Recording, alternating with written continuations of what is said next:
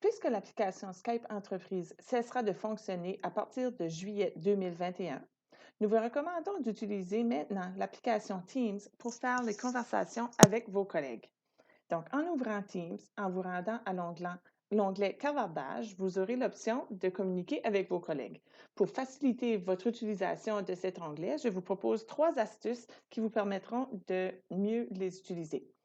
Tout d'abord, la première astuce, par défaut, lorsque vous ouvrez votre onglet Conversation, Clavardage, vous avez à gauche l'historique de vos conversations, des plus récentes aux plus anciennes qui se retrouvent là. Si vous voulez changer cet affichage, vous pouvez venir cliquer la petite flèche en haut à gauche et changer l'affichage à Contact. Ce que ça va faire, ça va vous donner accès à des listes de contacts que vous pouvez créer et personnaliser pour avoir un accès plus rapide aux collègues avec qui vous communiquez le plus souvent. Donc, si vous désirez créer un nouveau groupe de contacts, en bas à gauche, vous venez cliquer sur le lien. Vous allez indiquer le nom de votre groupe de contacts et cliquer sur Créer. Ça va vous donner une liste dans laquelle, à l'aide des 3 petits points, vous pourrez venir ajouter un contact pour avoir justement vos listes à portée de main. Vous avez par défaut également une liste de favoris que vous pouvez venir ajouter également des contacts pour les contacts que vous utilisez le plus souvent. Une fois que vous avez vos contacts identifiés, le deuxième petit truc que je vous propose est au niveau de l'affichage des conversations que vous avez avec ceux-ci. Donc, si vous cliquez une fois sur un de vos contacts, à la droite, vous allez voir l'historique de la conversation écrite que vous aurez eue avec ce contact.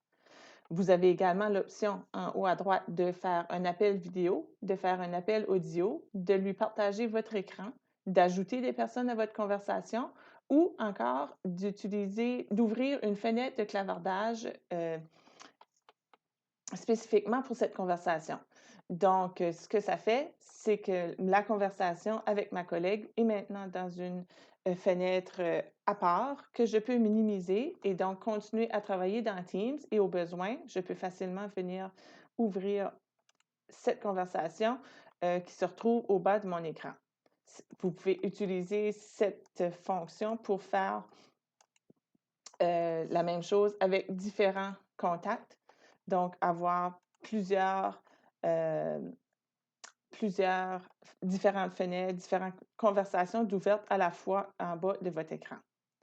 Vous pouvez également effectuer exactement la même chose. Au lieu d'utiliser la petite flèche complètement en haut à droite, vous pouvez simplement double-cliquer sur le nom de la personne que vous voulez communiquer et la fenêtre de conversation s'ouvrira et vous aurez, comme les autres, la chance de la minimiser au besoin. La dernière astuce que j'aimerais vous présenter est en lien avec le partage de fichiers. Donc, pour chacune des conversations que vous avez dans votre onglet Clavardage, vous avez également un espace de fichiers qui sont accessibles uniquement aux personnes qui se retrouvent dans cette conversation-là. Donc, si vous voulez venir chercher ajouter, partager des fichiers dans votre session Clavardage, vous pouvez le faire. Et les gens qui sont dans la conversation pourront les regarder ou les visionner ou même les modifier. Et ce même onglet-là se retrouve également dans les différentes conversations individuelles ou de groupe que vous avez dans votre historique de clavardage. Donc, j'espère que ces 3 petites astuces vous permettront de mieux naviguer et d'utiliser Teams pour converser avec vos collègues.